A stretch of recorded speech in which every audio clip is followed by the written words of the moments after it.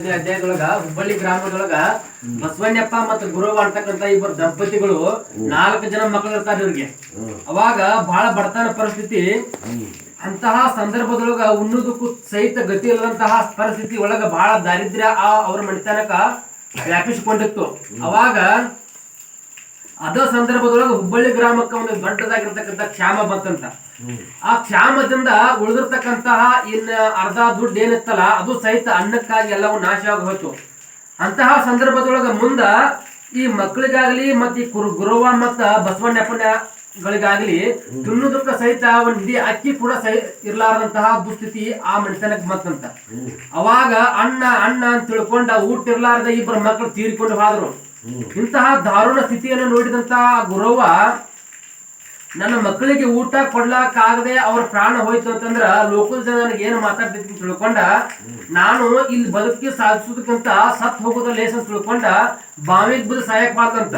ಅವಾಗ ಗಂಡ ಇಬ್ಬರ ಮಕ್ಕಳ ಅಂತಕ್ರಿಯೆಯನ್ನು ಮಾಡೋದಕ್ಕೋಸ್ಕರ ಸುಡುಗಾಡಕ್ ಹೋಗಿದ್ದ. ಹೊಳ್ಳಿ ಅವ್ರ ಅಂತ್ಯಕ್ರಿಯೆಯನ್ನು ಮಾಡಿ ತನ್ನ ಮನೆಗೆ ಹೊಳ್ಳಿ ವಾಪಸ್ ಬರ್ತಾನ. ಅವಾಗ ಬಂದು ನೋಡ್ತಾನು, ಅವನು ಹೇಳ್ತಿ ಎಲ್ಲೇ ಕಾಣುದಿಲ್ಲ ಮನಿ ಒಳಗ. ಹೊರಗೆ ಬಂದು ನೋಡ್ತಾನು, ಹೊಲ್ಲೆಲ್ಲ ದೂರ ಹೋಗಿ ನೋಡ್ತಾನು. ಅವಾಗ ಬಾವಿ ಮೇಲೆ ನಿಂತ ಬಾವಿ ಒಂದು ಜಿಗಿತಾಳ ತಾಯಿ ಅಂತ. ಆ ದಾರುಣ ಘಟನೆಯನ್ನು ನೋಡಿ ಓಡಿ ಹೋಗ್ತಾನೆ. ಅವಾಗ ಅವನ್ನ ಎಬ್ಬಿಸಿ ಬಂದು ಹೊರಗೆ ಹಾಕಿದಾಗ ಅರ್ಧ ಜೀವನ ಇರ್ತೈತಿಂತ.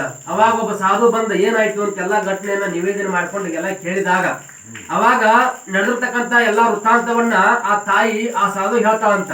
ಅವಾಗ ಸಾಧು ಅಭಯಹಸ್ತವನ್ನ ಕೊಡ್ತಾನಂತ, ನೀವೇನು ಚಿಂತೆ ಮಾಡೋದಕ್ಕೆ ಹೋಗ್ಬೇಡ್ರಿ, ಭಗವಂತನ ಮೇಲೆ ನಿಮ್ಮ ಭಕ್ತಿ ಭಾರವನ್ನು ಇಟ್ಟ ದುಡ್ತಾ ಹೋಗಿರಿ, ನಿಮ್ಗೆಲ್ಲ ಒಳ್ಳೇದು ಮಾಡ್ತಾನ ಅಂತ ಹೇಳ್ತಾನಂತ. ಅವಾಗ ನೀವು ಇನ್ನ ಮನೆಗೆ ಹೋಗ್ರಿಪ್ಪ ಅಂತೇಳಿ ಆ ಸಾಧು ಹೇಳಿದಾಗ, ನೀವು ನಮ್ಮ ಮನೆಗೆ ಬಂದ ನಿಮ್ಮ ಪಾದ ಸ್ಪರ್ಶನ ನಮ್ಮ ಮನೆಯಾಗ ಮಾಡಿದ ಕೂಡಲೇ ನಮ್ಗೆ ಹಿಡಿದಿರ್ತಕ್ಕಂಥ ಈ ದಟ್ಟ ದಾರಿದ್ರ್ಯ ಏನೈತಲ್ಲ ಅದರ ನಿವಾರಣೆ ಆಗ್ತೈತಿ, ನೀವು ಸಾಧಾರಣ ಆಗಿರ್ತಕ್ಕಂಥ ವ್ಯಕ್ತಿಗಳಲ್ಲ ಅಂತ ಹೇಳಿದಾಗ ನಿಮ್ ಇಚ್ಛೆ ಅಂತ ಆಯ್ತು ತಿಳ್ಕೊಂಡು ಆ ಸಾಧು ಸತ್ಪುರುಷರನ್ನ ಮನೆಗೆ ಕರ್ಕೊಂಡ್ ಬರ್ತಾರೆ ಇವ್ರು ಗುರವ್ವ ಮತ್ತ ಬಸವಣ್ಣಪ್ಪ. ಅವಾಗ ಕರ್ಕೊಂಡ್ ಬಂದ ಆ ಸಾಧು ಹೇಳ್ತಾನಂತ, ನನಗೆ ಹೊಟ್ಟೆ ಬಹಳ ಹಸ್ತೈತಪ್ಪ, ಏನಾದ್ರೂ ಹೊಟ್ಟಿಗೆ ಊಟದ ವ್ಯವಸ್ಥೆ ಮಾಡು ಅಂತ ಹೇಳ್ತಾನಂತ. ಅವಾಗ ಈ ಬಸವಣ್ಣಪ್ಪ ಇದ್ದದ್ದು ಹೇಳ್ತಾನಂತ, ನಮ್ಮ ಮನೆಯಾಗ ಏನು ಇಲ್ಲಪ್ಪ ತಂದೆ, ಏನು ಇದ್ದದಕ್ಕಾಗಿ ನನ್ನ ಮಕ್ಕಳ ಉಪವಾಸ ಬದ್ದ ಅಣ್ಣ ಅಂತೇಳಿ ನೆರಳಾಡಿ ಸತ್ ಹೋಗಿದಾವ, ಅಂತಾದ್ರಾಗ ನಿನಗೆ ಏನು ತಂದು ಹಾಕಲಿಲ್ಲ ಅಂತೇಳಿ ಬಿಡ್ಕೊಳ್ತಾನಂತ. ಅವಾಗ ಆ ಸಾಧು ಹೇಳ್ತಾನಂತ, ನೀನ ಏನು ಚಿಂತೆ ಮಾಡೋದಕ್ಕೆ ಹೋಗ್ಬೇಡಪ್ಪ, ನೀನು ಮನೆಯ ಹಳಿ ಸಂದಕದೊಳಗ ಒಂದು ವಸ್ತು ಐತಿ, ಅದಕ್ಕೆ ಕೈ ಹಾಕಿ ತೆಗೆದುಕೊಂಡು ಬರೋ ಅಂತ ಹೇಳ್ತಾನಂತ.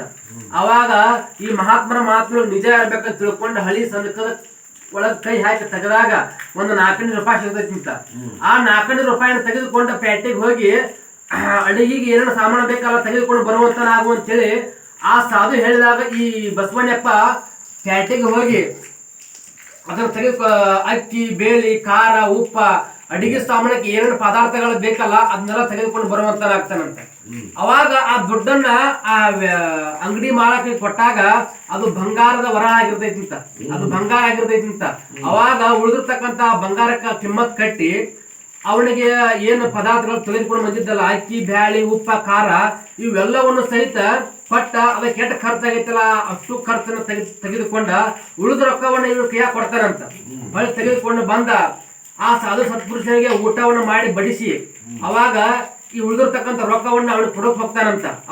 ಅವಾಗ ಆ ಸಾಧು ಹೇಳ್ತಾನಂತ, ನೀವ್ ಏನು ಚಿಂತೆ ಮಾಡೋದಕ್ಕೆ ಹೋಗ್ಬೇಡ್ರಿ, ಈ ಉಳಿದಿರ್ತಕ್ಕಂಥ ರೊಕ್ಕದಿಂದ ನೀವು ವ್ಯಾಪಾರ ಮಾಡುವಂತರಾಗ್ರಿ, ಇದರಿಂದ ನೀವು ದೊಡ್ಡ ವ್ಯಕ್ತಿಗಳಾಗ್ತೀರಿ, ದೊಡ್ಡ ಶ್ರೀಮಂತಿಕೆ ಅಂತಕ್ಕಂಥದ್ದು ನಿಮಗೆ ಬರ್ತೈತಿ ಅಂತ ತಿಳ್ಕೊಂಡು ಆಶೀರ್ವಾದ ಮಾಡಿ ಕಳಿಸ್ಕೊಡ್ತಾನ. ಇದೇ ಯಥಾ ಪ್ರಕಾರವಾಗಿ ಈ ಬಸವಣ್ಣಪ್ಪ ಮತ್ತು ಗುರವ್ವ ದೊಡ್ಡ ವ್ಯಾಪಾರಸ್ಥರಾಗ್ತಾರೆ. ಇವರು ಬಹಳಷ್ಟು ದೊಡ್ಡ ವ್ಯಾಪಾರಸ್ಥರು. ಇವರಷ್ಟ ಶ್ರೀಮಂತಿಕೆಯ ಆ ಸುತ್ತಮುತ್ತ ಹಳ್ಳಿಯಾಗಲಿ ರಾಜ್ಯದಲ್ಲಿ ಆಗಲಿ ಯಾರೂ ಇರುವುದಿಲ್ಲ. ಇಂತಹ ಶ್ರೀಮಂತಿಕೆ ಮದ ಈ ಬಸವಣ್ಣಪ್ಪನಿಗೆ ಬಂತಂತ.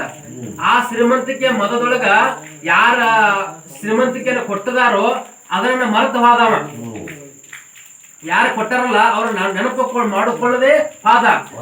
ಸಿದ್ಧಾಶ್ರಮಕ್ಕೆ ಬರದೇ ಹೋದ, ಅವ್ರ ನಾಮೋಚ್ಚಾರವನ್ನೇ ಬಾಯಿ ತುಂಬ ಮಾಡದೆ ಹೋದವ. ಅಂತಹ ಸಂದರ್ಭದೊಳಗ ಸಿದ್ಧಾರೂಢರು ಇವರನ್ನ ಭಕ್ತಿ ಮಾರ್ಗಕ್ಕೆ ಹಚ್ಚಬೇಕಪ್ಪ ಅಂತ ತಿಳ್ಕೊಂಡ ವಿಚಾರ ಮಾಡಿ ಒಂದು ದಿನ ಈ ಬಸವಣ್ಣಪ್ಪ ತನ್ನ ಸಾರೋಟದಾಗ ಕುದುರೆ ಮೇಲೆ ಕುತ್ಕೊಂಡ ವ್ಯಾಪಾರ ಮಾಡೋದಕ್ಕೋಸ್ಕರ ಹೋಗ್ತಾ ಇದ್ದ. ಅವಾಗ ಒಂದು ಮುದುಕಿ ಬಂದ ಆ ಸಾರೋಟ್ನ ಗಾಲಿಗೆ ಸಿಕ್ಕ ಮೃತ ಹೊಂದಿರ್ತ. ಅಂತಹ ಸಂದರ್ಭದೊಳಗ ಇವನಿಗೆ ಕೋರ್ಟ್ ನಲ್ಲಿ ಕೇಸ್ ಆಗಿ ಇವನಿಗೆ 1 ವರ್ಷ ಜೈಲು ಶಿಕ್ಷೆ ನಿರ್ಧಾರವಾಯಿತು. ಆ ಸಂದರ್ಭಕ್ಕೆ ತಕ್ಕಾಗೆ ಇವನ ಮನೆಗೆ ರಾತ್ರಿ ಹೊತ್ತ 4 ಜನ ಕಳ್ಳರ ಡಕಾಯಿತರು ಬಂದು ಇವನ ಮನೆಯಲ್ಲಿ ಇರ್ತಕ್ಕಂತಹ ಸಂಪತ್ತನ್ನೆಲ್ಲ ದೋಚಿಕೊಂಡು ಹೋದ್ರಂತ. ದೋಚಿಕೊಂಡು ಹೋಗ್ಲಾರದೆ ಅವನ ಮನೆಗೆ ಉರಿ ಹಚ್ಚಿ ಹೋದ್ರಂತ. ಇದ್ದ ಆಸ್ತಿ ಕಾಗದ ಪತ್ರ ಎಲ್ಲವೂ ಕೂಡ ನಶಿಸಿ ಹೋದು.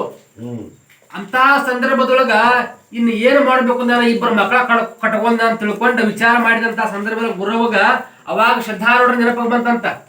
ಯಾವ ಸಿದ್ಧಾರೂಢ ಸಿದ್ಧಾಶ್ರಮದೊಳಗ ವ್ಯಾಪಾರ ಮಾಡ್ರಿ, ಭಕ್ತಿ ಮಾರ್ಗದಿಂದ ನೀವು ದುಡಿರಿ ಅಂತ ಏನ್ ಹೇಳಿದ್ರಲ್ಲ, ಆದ್ರಿಂದ ನಾವು ಸಿದ್ಧಾರೂಢರ ನೆನಪು ಮಾಡ್ಲಾರದೆ ಈ ಮಾಯಾ ಪ್ರಪಂಚದೊಳಗ ಮೋಹಕ್ಕೆ ಒಳಗಾಗಿ, ದುಡ್ಡಿನ ಮೋಹಕ್ಕೆ ಒಳಗಾಗಿ, ಶ್ರೀಮಂತಿಕೆಯ ಮದದಿಂದ ಆ ಕೊಟ್ಟಂತಹ ಮಹಾತ್ಮನನ್ನ ನೆನವೇ ಹೊದಿದ್ರಿಂದ ಇವತ್ತು ನಮಗೆ ಇಂಥ ದಾರುಣ ಸ್ಥಿತಿಯನ್ನ ಆ ಗುರುನಾಥ ತಂದ ತಿಳ್ಕೊಂಡ ಸಿದ್ಧಾರೂಢ ಆಶ್ರಮಕ್ಕೆ ಓಡಿ ಹೋದ್ಲಂತ. ಅವಾಗ ಸಿದ್ಧಾರೂಢ ಪರಿಪುರಿಯಿಂದ ಬಿಡ್ಕೊಳ್ತಾರ, ನಾವ ಮಾಡಿ ಬರೋ ತಪ್ಪನ್ನ ಗುರುನಾಥ ನಮ್ಮಿಂದ ಆಗೇತಿ, ಇನ್ ಮೇಲಕ್ಕೆ ನಮಗ ಈ ಶ್ರೀಮಂತಿಕೆ ಅಂತಕ್ಕಂಥದ್ದು ಬೇಡ, ನನ್ನ ಗಂಡನನ್ನ ಆದಷ್ಟು ಬೇಗ ಕರ್ಸುವಂತ ಮಾಡು, ನಮಗ ಈ ಶ್ರೀಮಂತಿಕೆ ಬೇಡ, ನಿನ್ನ ಪಾದ ಪೂಜೆ ಒಂದೇ ನಮಗ್ ಸಾಕು, ಮತ್ ಹಿಂದಿದ್ದಂತ ಬಡತನ ಪರಿಸ್ಥಿತಿಯನ್ನು ನಮಗ ತೊಂಬ ಅಂತ ಹೇಳಿ ಬಿಡ್ಕೊಂಡಂತ. ಒಮ್ಮೆ ಏನಾಯ್ತಂತಂದ್ರ ಕಡ್ಡಾಪನಂತ ಇಬ್ಬರ ಗಂಡ ಅಂತ ಹೇಳಿದ್ರಂತ. ಅವರ ಬಾಳ ಬಡತನ ಪರಿಸ್ಥಿತಿ, ಒಬ್ಬಾಕೆ ಮಗಳಿದ್ಲಂತ, ಬಾಳ ಬಡತನ ಪರಿಸ್ಥಿತಿ, ಕಟ್ಟಿಗೆ ಮಾರಿ ಜೀವನ ನಡೆಸುವಂತ ಪರಿಸ್ಥಿತಿ ಇತ್ತಂತ.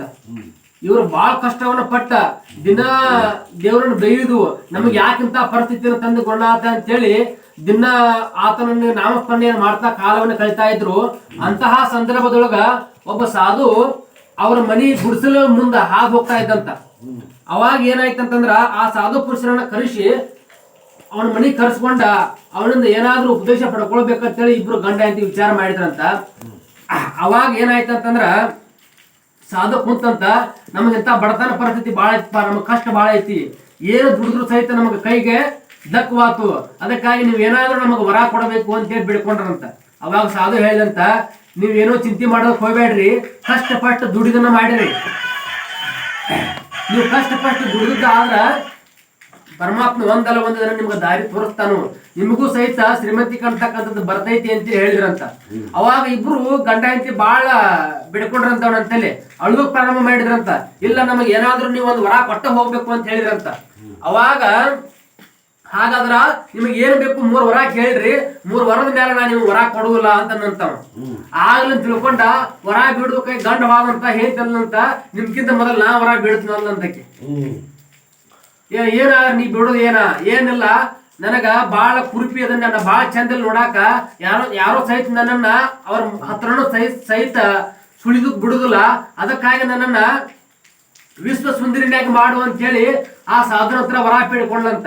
ಅದ ಪ್ರಕಾರವಾಗಿ ಸಾಧು ಏನದನಲ್ಲ, ಈ ತಥಾಸ್ತು ಅಂತೇಳಿ ಹಸ್ತವನ್ನಿಟ್ಟ, ಆಕಿ ಒಂದು ವಿಶ್ವ ಸುಂದರಿಯಾಗಿ ಬಹಳ ಯಾರು ಆಕಿ ಅಂತ ಸುಂದರಿ ಯಾರಿಗಲ್ಲಪ್ಪ ಭೂಮಿ ತಲೆ ಮೇಲೆ ಅನ್ನೋ ಹಂಗ ಸುಂದರಿ ಆದಂತಕ್ಕೆ. ಆ ಬಳಿಕ ಇನ್ನು ನಾ ವರ ಬೀಳ್ತೀನಿ ಅಂತೇಳಿ ಗಂಡ ವರ ಬೀಳಾಕಂತ. ನನ್ನ ನನ್ನ ಹೆಂಡತಿ ಬಹಳ ದೊಡ್ಡ ವಿಶ್ವ ಸುಂದರಿ ಆದ್ಲು, ಆದ್ರ ಇನ್ನಕ್ಕೆ ವಿಶ್ವ ಸುಂದರಿ ಆದ್ರೆ ನನ್ನ ಬಿಟ್ಟು ಹೋದಾಳ ಅಂತ ತಿಳ್ಕೊಂಡ ಪರಮಾತ್ಮ ನನಗೆ ಏನೋ ಕೊಡಬೇಡ, ನನ್ನ ಹೆಂಡತಿ ನನ್ನ ಹಂದಿಯನ್ನಾಗಿ ಮಾಡಂತ ಹೇಳಿದಂತ. ಅವಾಗ ಆಕಿ ಹಂದಿ ಹೋದ್ಲಕ್ಕಿ, ಇನ್ನು ಉಳಿದಿರ್ತಕ್ಕಂಥ ಒಂದೇ ಒಂದು ವರ. ಅವಾಗ ಮಗಳು ಬಂದಂತ ಪರಮಾತ್ಮ, ಸಾಧು ಸತ್ಪುರುಷರೇ, ನೀವು ಕೊಟ್ಟಿರ್ತಕ್ಕಂತಹ ವರದಿಂದ ನಾವು ಏನೂ ಉಪಯೋಗ ಪಡ್ಲಿಲ್ಲ ನಮ್ಮ ತಂದೆ ತಾಯಿಗಳು ಇಬ್ಬರು, ಆದ್ರಿಂದ ನಮಗ ಯಾವ ಅಂತಸ್ತು ಬೇಡ, ನಮಗ ಯಾವ ಶ್ರೀಮಂತಿಕೆ ಬೇಡ, ಎಂತಾದೋ ಆಸ್ತಿ ಅಂತಸ್ತು ಯಾವುದೂ ಬೇಡ, ನಮಗ ಹೊಳ್ಳಿ ಬಡತನ ಪರಿಸ್ಥಿತಿಯನ್ನು ಕೊಡು, ನಿನ್ನ ನಾಮಸ್ಮರಣೆಯೊಳಗೆ ಇರುವಂತದ್ದನ್ನು ದಯಪಾಲಿಸು ಅಂತೇಳಿ ಬಿಡ್ಕೊಂಡಂತ. ಅಥಾ ಪ್ರಕಾರವಾಗಿ ಆ ಮಗಳನ್ನ ನುಡಿದ್ರ ಪ್ರಕಾರವಾಗಿ ಸಾಧು ಸತ್ಪುರುಷ ಅಂದಂತೆ ಆಗಲಿ ತಿಳ್ಕೊಂಡ ಹಸ್ತವನ್ನಿಟ್ಟ. ಮತ್ತೆ ಯಥಾ ಪ್ರಕಾರವಾಗಿ ಆಕಿ ಹಂದಿ ರೂಪವನ್ನು ಬಿಟ್ಟ ಮತ್ತೆ ಹೇಳಿ ಮನುಷ್ಯ ರೂಪವನ್ನು ಧಾರಣ ಮಾಡಿಕೊಂಡ್ಲು. ಹೊಳ್ಳಿ ಮತ್ತ ಅದೇ ಬಡತನ ಪರಿಸ್ಥಿತಿ ಒಳಗ ಕಟ್ಟಿಗೆ ಮಾರಿ ಜೀವನ ನಡೆಸುವಂತ ಪರಿಸ್ಥಿತಿ ಬಂತು. ಯಾಕಪ್ಪ ಅಂತಂದ್ರ ನಾವು ಏನ್ ಬಿಡ್ಕೊಳ್ತೀವಿ ಗುರುನಾಥನಲ್ಲಿ ಅರಿವು ಇರ್ಬೇಕ, ಅರಿವು ಇರ್ಲಾರ್ದೇನ ಬಿಡ್ಕೊಂಡಪ್ಪ ಅಂತಂದ್ರ ಇಂತ ವರ ಕೇಳು ಸಹಿತ ನಮಗ ಯಾವ್ದೋ ಪ್ರತಿಫಲ ದಕ್ಕಲಾರದೆ ಹೋಗ್ತೈತಿ ಅಂತೇಳಿ ಕಥಿತ ತಾತ್ಪರ್ಯ. ಅದ ಪ್ರಕಾರವಾಗಿ ಈ ಗುರವ ಏನದಲ್ಲ ಸಿದ್ಧಾರೂಢರ ಬಲ್ಲಿ ನೀ ಕೊಟ್ಟಿರ್ತಕ್ಕಂತಹ ಶ್ರೀಮಂತಿಕೆಯನ್ನು ನಾವು ನೆನೆಯಲಾರದೆ, ನಿನ್ನ ಗುರುತು ಹಿಡ್ಲಾರದೆ ಹಂಗ ನಾವು ಮೋಹದೊಳಗ ಸಿಕ್ಕ ಒದ್ದಾಡಕತ್ತೀವಿ. ಅದಕ್ಕಾಗಿ ಇವತ್ತ ಅಂತಹ ಪರಿಸ್ಥಿತಿ ನಮಗ ತಂದಿಪ್ಪ, ಅದಕ್ಕಾಗಿ ನೀನು ಯಥಾ ಪ್ರಕಾರವಾಗಿ ನಮ್ಮ ಬಡತನ ಪರಿಸ್ಥಿತಿಯನ್ನು ನೀನು ತಂದು ಕೊಡು ಅಂತ ಹೇಳಿ ಬಿಡ್ಕೊಂಡ್ರಂತ. ಅವಾಗ ಸಿದ್ಧಾರೂಢರು ಹೇಳಿದ್ರಂತ, ನೀವೇನು ಚಿಂತೆ ಮಾಡೋದಕ್ಕೆ ಹೋಗ್ಬೇಡವಾ, ನಿನ್ನ ಗಂಡಗೆ ಯಾವ ಒಂದು ವರ್ಷ ಶಿಕ್ಷೆ ಏನ್ ಆಗಿದೆಯಲ್ಲ ಅದೆಲ್ಲವೂ ಕೂಡ ನಿರರ್ಗಳಾಗಿ ಅವಾಗ ಯಾವುದೇ ಶಿಕ್ಷೆ ಅಂಟ್ಲಾರದೆ ಹೊರಗೆ ಬರ್ತಾನೋ. ಮತ್ ಯಥಾ ಪ್ರಕಾರವಾಗಿ ನೀವು ಇದೇ ರೀತಿ ಭಕ್ತಿ ಮಾಡ್ಕೊಂತ ಹೋಗ್ರಿ, ನಿಮ್ಗೆ ಭಗವಂತ ಎಲ್ಲ ಒಳ್ಳೇದು ಮಾಡ್ತಾನ. ಮತ್ತೆ ನಿಮ್ಗೆ ಯಥಾ ಪ್ರಕಾರವಾಗಿ ಶ್ರೀಮಂತಿ ಕಾಣ್ತಕ್ಕದ್ದು ಬರ್ತೈತಿ ಅಂತೇಳಿ ಆಶೀರ್ವಾದ ಮಾಡಿದ್ರಂತ. ಅವಾಗ ಈ ಬಸವಣ್ಣಪ್ಪ ಅದಾನಲ್ಲ ಸಿದ್ಧಾಶ್ರಮಕ್ಕೆ ಬಂದ, ನಮ್ಮಿಂದ ಬಹಳ ದೊಡ್ಡ ಮಹಾಪಾಪ ತಪ್ಪಾಗಿತ್ತಪ್ಪ, ನೀ ಏನು ಶ್ರೀಮಂತಿ ಕೊಟ್ಟಿದ್ದಿಲ್ಲ ಅದನ್ನ ಅರಿವು ಹಿಡಿಲಾರದೆ ನಾವ ಮೋಹದೊಳಗೆ ಸಿಕ್ಕಿ ಆಸ್ತಿ ಗಳಿಸೋದ್ರೊಳಗಾಗಿ ತನ್ಮಯತೆಯಿಂದ ನಾವು ಕಾಲವನ್ನ ಕಳಿತಾ ಇದ್ವಿ. ಅವಾಗ ಗುರುವಿನ ನಾಮಸ್ಮರಣೆಯನ್ನು ಮಾಡಲಿಲ್ಲ. ಆದ್ರೆ ನಮಗೆ ಈಗ ಶ್ರೀಮಂತಿಕೆ ಅಂತಕ್ಕಂಥದ್ದು ಬೇಡ, ಹೊಳ್ಳಿ ನಿನ್ನ ಪಾದ ಪೂಜೆ ಮಾತ್ರ ದೊರಕಲಿ ಅಂತ ತಿಳ್ಕೊಂಡ ಶ್ರದ್ಧಾಳು ಬೇಡ್ಕೊಂಡ್ರಂತ. ಆ ಹಿಂದ 24 ಮತ್ತು 25ನೇ ಅಧ್ಯಾಯದೊಳಗ ನಡೆದಿರ್ತಕ್ಕಂಥ ಘಟನೆ ಅದ. ಇನ್ನ 26ನೇ ಅಧ್ಯಾಯದೊಳಗ ಜೈ ಮಂಗಲಂ ಜೈ ಸಿದ್ಧಾರೂಢ ಮಹಾರಾಜ್ ಕಿ ಜೈ, ಗುರುನಾಥ ಮಹಾರಾಜ್ ಕಿ ಜೈ, ಜೈ ಜೈ ಶಿವನ ಮಹಾದೇವ್. ಶ್ರೀ ಗಣೇಶಾಯ ನಮಃ, ಶ್ರೀ ಗುರು ಸಿದ್ಧಾರೂಢಾಯ ನಮಃ. 26ನೇ ಅಧ್ಯಾಯ ಚಂದ. ಜಯತು ಜಯ ಗುರು ಸಿದ್ಧರಾಯನೇ ಶಾಂತಿ ಗುಣ ಸನ್ಮೂರ್ತಿ, ನೈರಿ ಸಹಿಸುತ್ತಾ ದುರ್ಜನರ ಪೀಡಿಯನವರ ಹಿತ